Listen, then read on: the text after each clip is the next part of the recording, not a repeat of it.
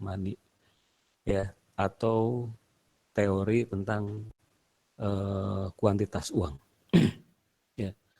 Nah, teori kuantitas theory of money itu intinya adalah hubungan antara jumlah uang, quantity, ya, quantity atau jumlah uang yang beredar. Sebentar. Bagaimana hubungan antara jumlah uang yang beredar dengan harga barang? Ya, saya ulang ya. Berarti quantity theory of money itu menjelaskan bagaimana hubungan antara jumlah uang yang beredar dengan. Nah, ini akan berkaitan dengan Anda waktu di mikro awal-awal itu mempunyai sebuah berkenalan dengan sebuah kalimat price rise when the government prints too much money. Jadi kalau pemerintah mencetak uang terlalu banyak, harga naik. Ya kan? Kalau mencetak uang terlalu banyak, berarti kita bicara apa? Quantity of money. Ya kan? Jadi kalau uang dicetak terlalu banyak, quantity of money is too much, ya, then prices rise. Nah, jadi ada hubungan antara jumlah uang yang beredar dengan harga barang. Yes. Nah, itu saya harap paham ya, kan diulang-ulang terus tuh tadi bicaranya. Jadi most ekonomis ya, para ekonom itu percaya bahwa quantity theory adalah cara yang baik untuk menjelaskan perilaku inflasi dalam jangka panjang. Ya, walaupun kita sudah tahu beberapa mazhab ya. Jadi sering sekali ini bicara dalam jangka panjang. Nah, kemudian the value of money, nilai uang. Kalau kita bicara nilai uang, ya, maka kita bisa melihat apakah nominal atau real sebenarnya.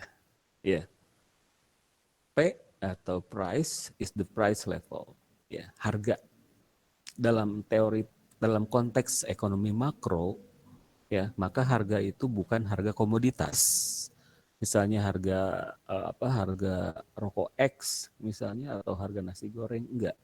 Tapi dalam konteks makro kita bicara harga umum yang ditunjukkan oleh CPI, Consumer Price Index, atau GDP deflator.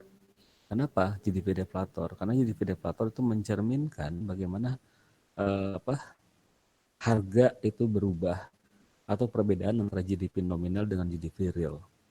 Maka kita bisa lihat P atau harga is the price of the basket of goods measured in money. Jadi kita bicara dalam konteks makro itu CPI, Consumer Price Index.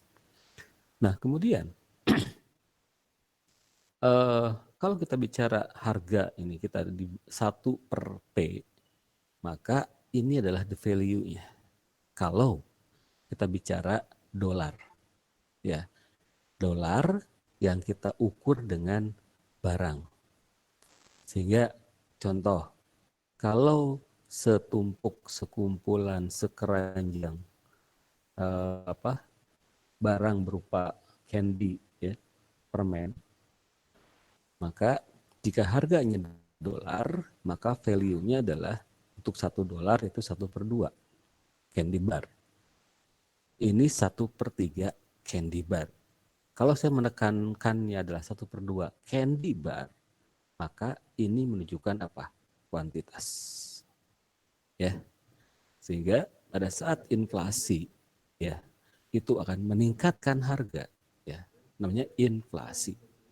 Ya, kalau menurunkan harga namanya deflasi.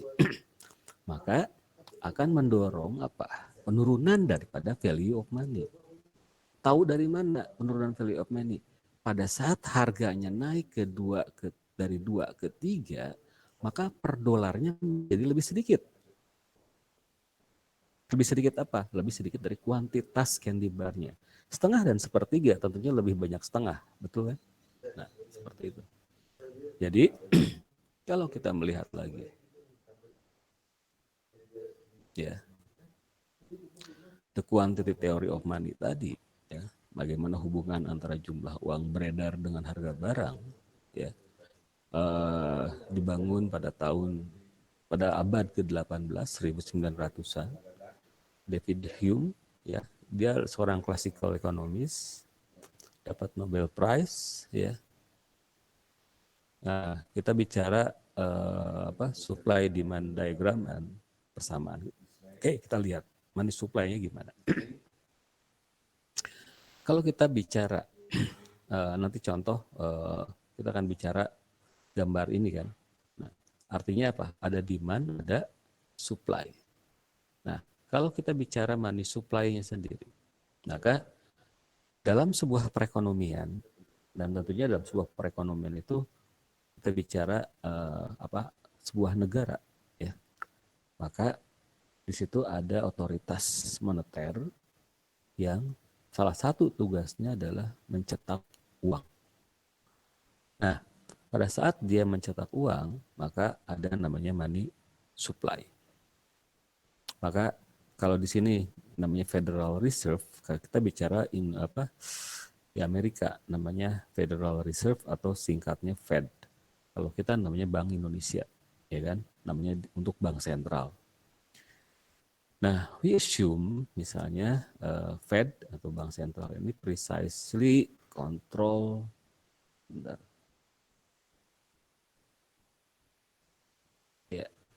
precisely control money supply. Artinya apa? Uang yang ada di dalam masyarakat, uang beredar yang ada di masyarakat, yang dicetak oleh bank sentral, itu benar-benar dikontrol oleh bank sentral. Artinya dia bisa nambah dengan mencetak atau bisa ngurangin dengan menarik, ya, dengan instrumen moneternya. Nanti itu mungkin kita jelasin, ya. Dan akan men-set some fixed amount untuk jumlah uang beredar. Nah, kalau money demand itu apa? Saat ini baik-baik. How much wealth, ya, mengacu kepada kekayaan orang, ya, want to hold in liquid form. Artinya begini, kalau saya tentunya saya punya kekayaan. Tentunya selain misalnya ya, selain rumah, selain kendaraan, dan salah satunya juga adalah uang, ya kan? Nah, uang itu kan bisa saya simpan di bank dalam bentuk deposito, ya. Nah, sekarang pertanyaannya begini. Kalau saya punya rumah, punya mobil, terus punya uang dalam beli saya, quid nggak? Enggak. Kenapa? Karena kalau saya ingin beli barang, saya harus jual dulu. Saya harus jual rumah, saya harus jual mobil. Kalau deposito, ya saya harus cairkan dulu. Artinya apa? Enggak liquid. Berarti seberapa besar orang dari kekayaannya membentuk dalam bentuk yang liquid. Yang liquid di sini adalah bentuknya cash. Maka itu disebut dengan money demand. Jadi kalau saya punya uang 10 miliar, ya, cash saya hanya 1 juta, maka daya beli saya hanya 1 juta rupiah. Saya bicara jangka pendek ya. Kalau jangka panjang beda cerita. Gitu. Jelas ya. Nah, sekarang kita lihat lagi. Ya, money demand ini tentunya adalah depends on price. Jadi kalau harganya naik, increase in price, itu akan mengurangi value of money. Value of money itu apa sih? Daya beli tadi. Ya. So, uang lebih banyak diperlukan kalau harganya naik, betul kan? Harganya semakin naik, maka uangnya, nominal uangnya itu lebih banyak. Maka nanti itu akan menjadi inflasi. Sehingga quantity of money demanded atau jumlah uang yang diinginkan itu akan berhubungan negatif dengan value of money. Artinya apa? Berhubungan negatif itu. Kalau jumlah uang beredarnya naik, maka value of money-nya turun karena dia negatively related. Ya, tetapi berhubungan positif terhadap harga. Jadi kalau jumlah uang yang beredarnya naik, harganya naik. Ya, seperti apa? Print too much money will increase price. Ya kan? Jadi jelas di sini hubungannya. Oke. Nah ini zaman sekarang katanya other things to include real income, interest rate, availability of ATMs. Ya, jadi semakin banyak ATM di sekitar kita, maka semakin liquid orang. Artinya apa? Pada saat saya punya uang di tabungan, lebih baik. Karena saya bisa ngambil uang cash di ATM. Atau sebenarnya adalah seberapa besar availability ya kartu itu bisa digunakan di berbagai merchants. Nah itu pertanyaan lain. Ya. Kita akan lihat supply money demand diagram. Di sini kita akan lihat um, as the value of money rises, value of money, the price level falls. Jadi kalau Anda perhatikan value of money ini turun ya. Oke. Tapi price level dia naik. Ke bawah itu naik ya atau ke atas itu turun. Kalau yang ini value of money ke atas itu naik ya. Jadi kalau kita lihat value of money-nya turun naik maaf prices naik kan ya kan maka price levelnya turun kan dari 4 ke 2 dia turun oke nah terus nah kemudian tadi kita sudah punya gambaran hubungan yang negatif antara value of money dengan price level oke nah sekarang kita akan masukkan instrumen moneter bank sentral atau Fed di sini itu dia men-set ya. Set money supply pada titik misalnya $1.000. Kenapa dia kurvanya tegak ya? Karena dia nggak peduli harga pada tingkat harga, pada tingkat value of money, bahkan pada tingkat bunga, dia nggak peduli. Pokoknya di set uangnya sekian. Oke. Nah, tentunya dengan hubungan negatif antara value of money dengan price level tadi, ya, terus kita gabungkan dengan money supply, maka kita akan punya sebuah keseimbangan. Equilibrium value of money pada saat titik A dengan money supply seharga ini, maka permintaannya adalah di sini. Ya, dengan price levelnya adalah 2 ya, dan value of money-nya adalah setengah. 2 ini itu mencerminkan harga umum. Ya, itu mencerminkan harga umum atau tingkat CPI tadi, Consumer Price Index. Ya. Nah, jadi sekarang kita bisa lihat di sini yang bisa bergerak itu hanya money demand ke atas ke bawah. Money supply nggak bisa bergerak. Karena nggak bisa bergerak karena money supply bisa bergerak pada saat bank sentral menaikkan ke sini. Dia perlu apa? Dia perlu persetujuan dari otoritas politik, DPR misalnya. Jadi bank sentral juga nggak bisa seenaknya naikin atau nurunin money supply, ya. Maka dia rigid ini. Ini rigid, susah sekali bergerak. Ya. Nah, kalau misalnya uh, ada sebuah kebijakan untuk meningkatkan money supply, apakah setahun sekali misalnya untuk menyeimbangkan dengan perekonomian realnya, maka money supply bergeser, naik. Kalau naik, ya ingat harga money supply naik, harganya price levelnya akan naik. Ingat korelasi positif antara money supply dengan price level, ya. tetapi value of money-nya turun, maka dia akan bergerak turun dari A ke B. Di mana posisi B, price lebih tinggi, value of money lebih rendah. Kesimpulannya apa? Terjadi inflasi. Jadi sementara pada detik ini kita sudah membuktikan bahwa print so much money will affect higher inflation. Gitu.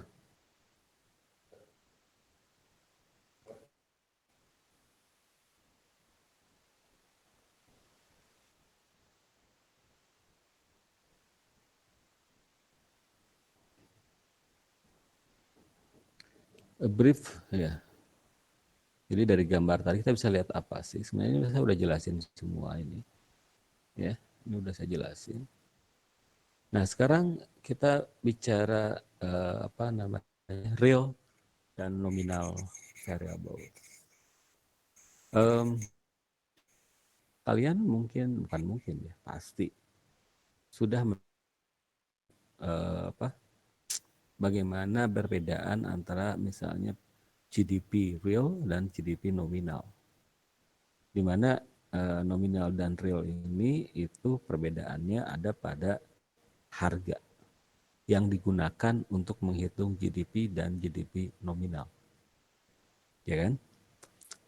Pada saat tidak ada perbedaan harga atau apa harganya konstan, maka kalau ada terjadi perubahan GDP, ya, maka yang terjadi adalah perubahan quantity, gitu kan?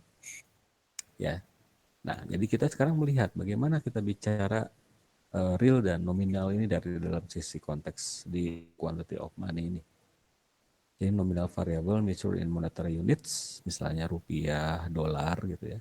Kalau real variable are measured in physical unit, ya, artinya bicara kuantitas output. Oke, kita lihat. Contoh, ya, harga are normally measured in term of money. Jadi harga berapa? 15 dolar per CD. Ini untuk pizza, 10 dolar per pizza. Standar ya, biasa. Nah, sekarang kita bicara harga relatif. Bagaimana harga dari CD relatif terhadap pizza? Ya, jadi kita melihat di sini price of CD, price of pizza kita bagi jadi 1,5 pizza untuk setiap 1 CD. Artinya apa? Yang kita bicarakan quantity to quantity. Artinya apa?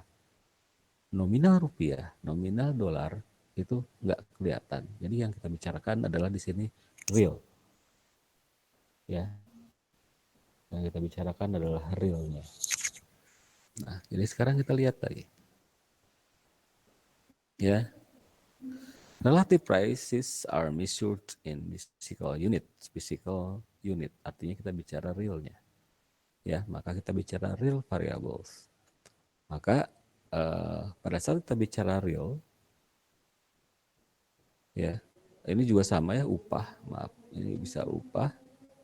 Jadi dengan cara yang tadi kita bicara 3 units output per hour per jam. Jadi kalau kita bicara nominal itu adalah berapa rupiah per jam, berapa dolar per jam. Nah, jadi kalau ini adalah wage, ini adalah price, ya, 5 unit per output, maaf bukan per jam ini ya. Maka kita akan dapat, jadi upah real, ini namanya upah real ya. Nilai upah dengannya itu adalah upah real.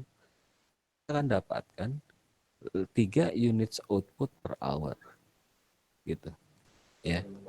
Ini kan dicoret, ya kan? Berarti unit per output per hour.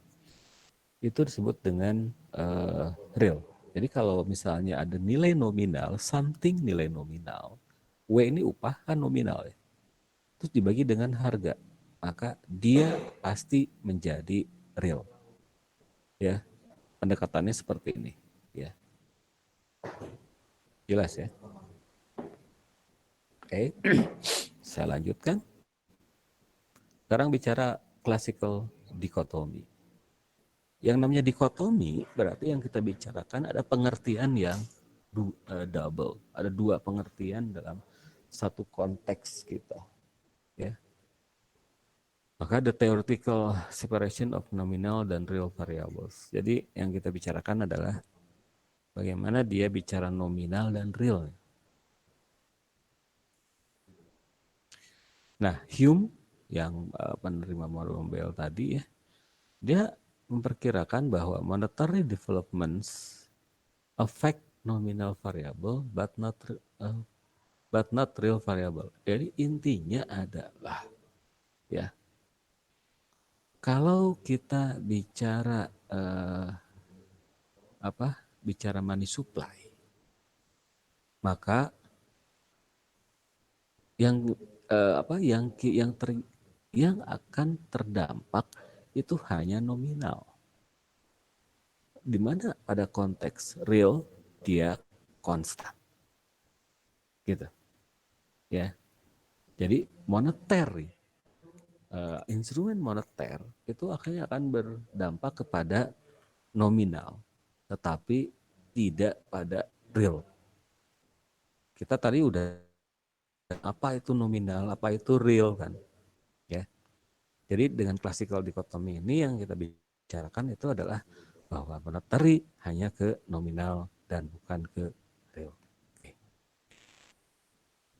Nah kemudian bagi neutrality of money, bagi konsep bahwa uang itu adalah netral katanya. Ya. Jadi kalau monetary adalah netral, the proposition that change in the money supply do not affect real variable. Sama. The proposition that change in the money supply do not affect the real variables. Jadi kalau doubling money supply, jumlahnya dikali 2, causes all nominal prices to double. Artinya apa? Kalau bank sentral mencetak uang lebih banyak 2 kalinya dari sebelumnya, maka kira-kira akan terjadi kenaikan harga 100%. Kayak gitu kira-kira. Iya kan? Nah, jadi itu disebut dengan neutrality of money. Ya, itu disebut dengan neutrality of money yang dasarnya sebenarnya adalah tadi classical dichotomy tadi. Ya. Jadi yang dia pasti akan kena kalau money supply naik itu adalah harga. Ya. Artinya apa? Nominal. Pada saat kita bicara real, ya, kita bicara pendekatan output, dia nggak efek. Jadi dia netral. Jelas ya? Oke.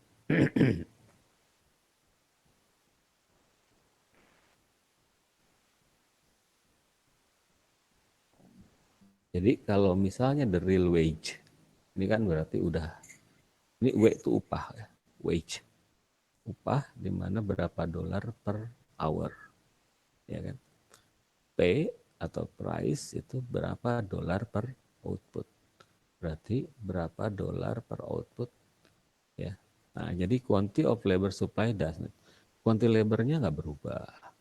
Quantity of labor demanded juga nggak berubah. Total employment of labor kita. Nah, ini tidak hanya bicara pada pendekatan labor, ya. Ini juga pendekatan pada kapital atau resources yang lain atau faktor produksi yang lain, ya. Selama itu konteksnya kita bicara real. Oke, nah maka para ekonom percaya bahwa classical dichotomy and neutrality of money tadi yang ada hubungannya dengan money supply dengan uang, dengan harga, dengan realnya, ya. Jadi itu yang dibicarakannya dalam jarak jangka panjang. Jadi kalau ada di benak kalian, enggak Pak, kerasa kok ada perubahan dan sebagainya. Itu jangka pendek. Ya. Nah, ini kalau dalam jangka panjang. Sedang di mana kalau dalam jangka panjang itu kita bicara dalam steady state atau sebuah keseimbangan yang stabil. Ya. Nah, in later chapter, oh ya nantilah itu. Nanti kita bicara short run. Ya. Nah, sekarang ya kita bicara velocity of money dengan equation ya. Bagaimana kita menurunkan equation ya? Ya, equation yang kita bikin pertama adalah bahwa kalau kita bicara GDP itu adalah price kali Y output atau real GDP, yaitu output atau real GDP, maka harga kali dengan outputnya, maka kita punya yang namanya nominal GDP. Kenapa nominal? Karena P-nya atau harganya bisa beda-beda setiap periode waktu. Kemudian ada money supply, M, ada velocity. Nah, formulanya adalah V atau velocity. Velocity itu apa sih? Velocity itu adalah berapa kali uang itu berpindah tangan. Ya. Berapa kali uang cash itu atau uang lah, bukan cash, itu berpindah tangan. Sehingga nominal GDP dibagi dengan money supply ya, itu adalah berapa kali dia pindah tangan. Sehingga kalau misalnya contoh ya, pizza ini adalah real GDP-nya, ini price levelnya 30, money supply $10, maka velocity 3. Maka artinya rata-rata uang itu pindah atau dia ditransaksikan itu sebanyak 3 kali.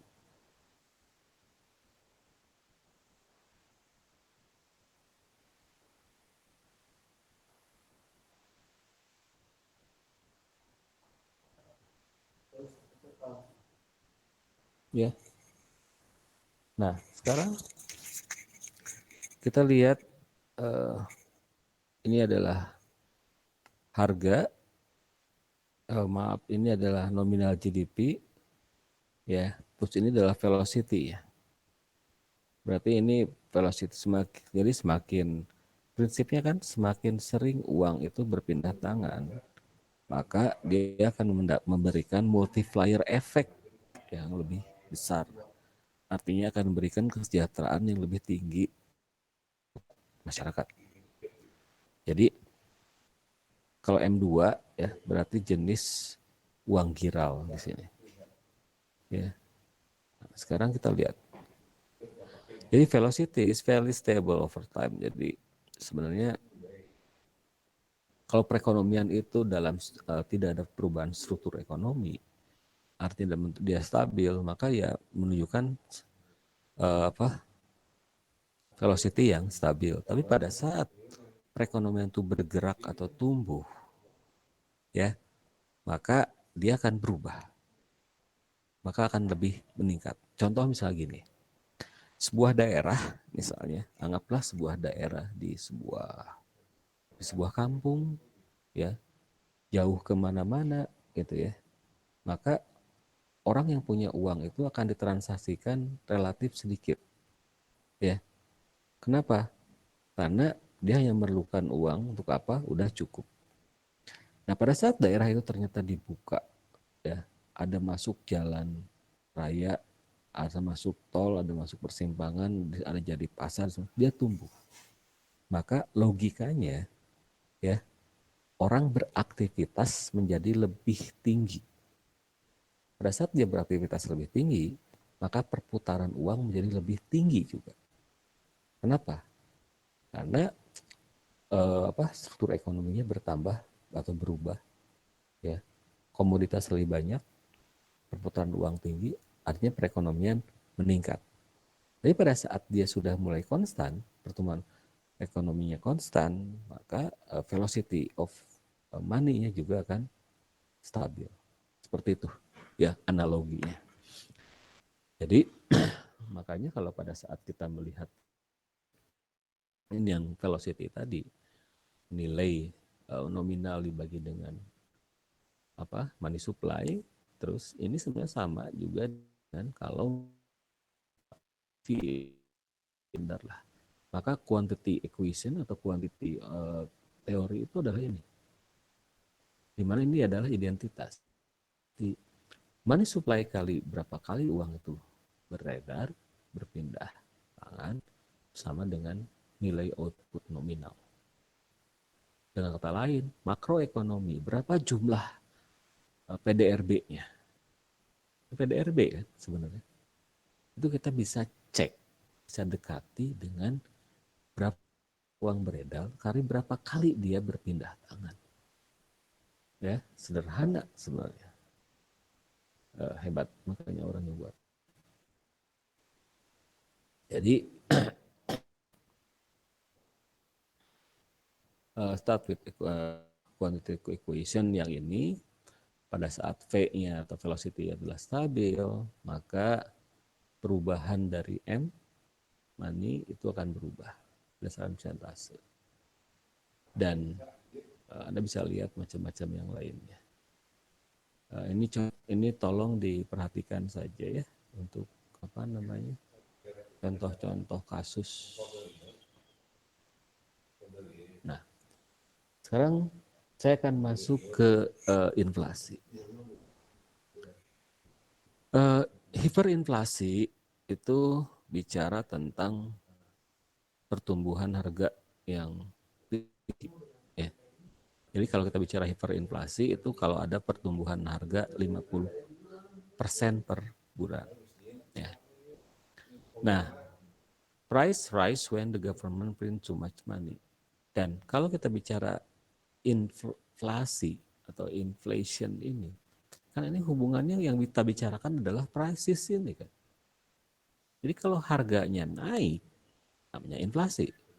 Nah sekarang tadi kita udah berteoritis bahwa kalau money supply-nya naik, maka price juga naik. Maka inflasi bisa disebabkan oleh apa? Oleh money supply yang besar. Sehingga growth in the money supply always cause hyperinflation, excessive growth. Nah, jadi ini ada hubungannya dengan pajak. Jadi kalau kita bicara tax revenue-nya kurang, pendapatan dari pajaknya kurang, maka pemerintah yang paling gampang adalah print money. Maka yang terjadi menjadi inflasi. Kenapa terjadi inflasi? Karena money supply-nya naik. Hiperinflasi kalau money supply-nya terlalu naik. Gitu. Nah, terus ada Fisher effect. Fisher effect itu nominal interest rate, inflation rate, dan real interest rate. Jadi kalau kita bicara nominal interest rate, tingkat bunga nominal, itu sama saja dengan tingkat bunga real ditambah inflasi. Dengan kata lain, perbankan atau siapapun lembaga yang otak-atik bicara uang, pada saat dia menekankan harus ada nilai tambah, maka inflasinya harus dikeluarin dulu. Jadi inflasinya harus di-cover dulu dengan peningkatan tingkat bunga. Ya. Oke. Jadi dalam jangka panjang tadi itu kan money itu netral. Ya. Jadi money growth rate affect inflation rate but not the real interest rate. Jadi yang terjadi adalah perubahan inflasi saja, bukan real interest rate-nya. Itu, ya. Sehingga the relationship hubungan ini kita sebut dengan Fisher effect. Ya. Nah, ini contoh aja di nominal Amerika ya. Sebenarnya juga bisa lihatin sama aja lah karakternya kayak gini.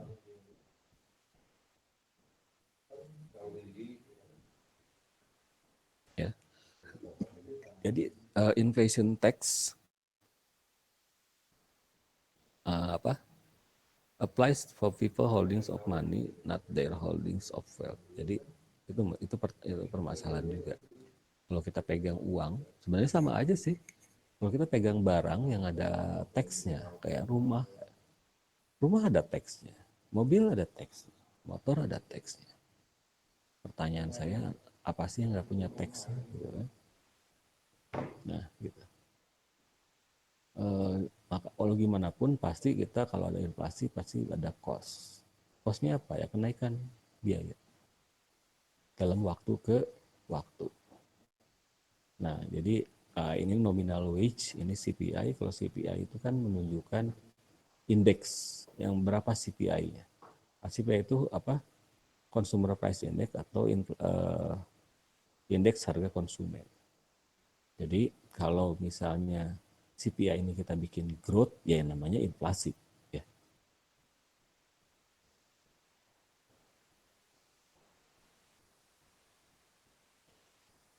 Jadi inflation cost the CPI and nominal wage rise together, ya sama, standar pasti gitu. Kalau gimana pun inflasi akan meningkatkan. Apakah ya inflasi itu akan meningkatkan apapun yang disebut dengan nominal. Oke, ini.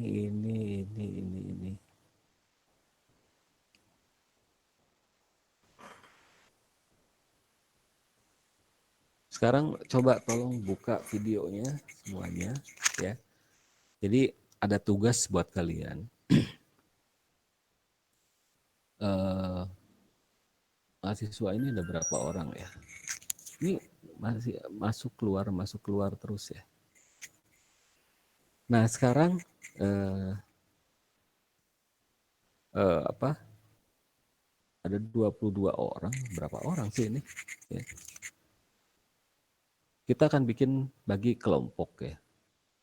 Kelompoknya 4 orang. Pertanyaan saya yang buat kelompoknya atau kalian? Halo? Halo Pak. Jadi saya akan bikin kelompok ya. Atau kalian bikin sendiri kelompoknya dengan siapa? Memilih mana? Kalau saya yang buat pasti random. Kayaknya nentuin sendiri aja deh Pak. Kalau Ya, menurut yang lain gimana? Iya Pak, bikin sendiri aja Pak. Benar Pak, setuju. Kalian kalau mau bentar.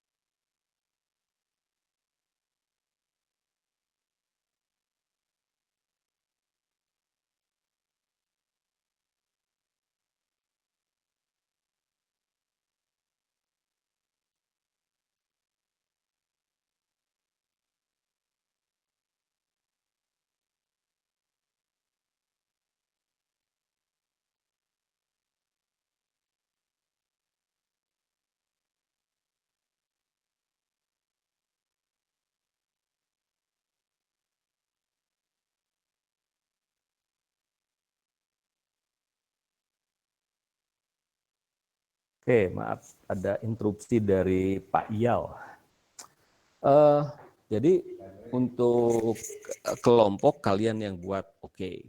Nah sekarang begini, saya ingin kalian bikin kelompok hanya 4 orang maksimum, ya, minimum 3 orang, ya, pokoknya maksimum 4 orang, minimum 3 orang.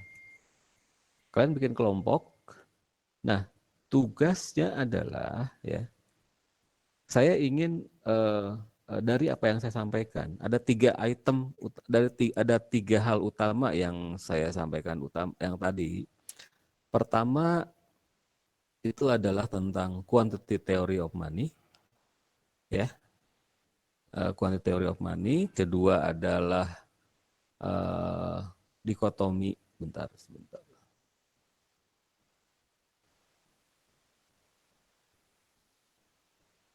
classical dikotomi, dan ketiga adalah Visser. Ya. Nah, yang ketiga adalah Visser. Nah, saya ingin kalian di kelompok ini, Anda bikin sebuah tulisan.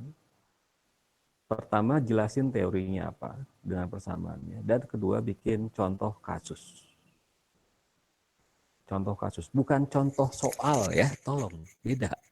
Contoh kasus yang menjelaskan bahwa teori itu digunakan. Dan satu hal lagi, nggak boleh ngambil dari PPT, contoh PPT. Jelas nggak tugasnya? Jelas, Pak. Pak, boleh minta ulang nggak, Pak? Tadi setelah klasikal, Pak. Visser. Visser. Oke. Iya. Kasih, Pak. Ya. Jadi Anda buat, Anda ketik, mau tulis tangan, tapi ya tulis tangan terserah, mau diketik terserah. Dan semuanya dikirim minggu depan tugasnya. Ya. Jadi pada saat saya kuliah mulai, saya akan minta tugas dikumpulkan. Ya. Melalui chat. Jadi kelompoknya hanya maksimum 4 orang, minimum 3 orang. Kalian pilih sendiri. Jadi kalian bikin tugas yang saya ceritakan, yang saya sampaikan tadi, minggu depan dikumpulkan. Oke, udah dulu ya. Mungkin 1 jam aja tadi saya ngajar, dan mungkin minggu depan lebih, karena saya harus pergi ya. Ada bimbingan bersama yang harus saya ikutin. Walaupun Zoom, tapi harus saya move out dari sini. Ada pertanyaan dulu, silakan.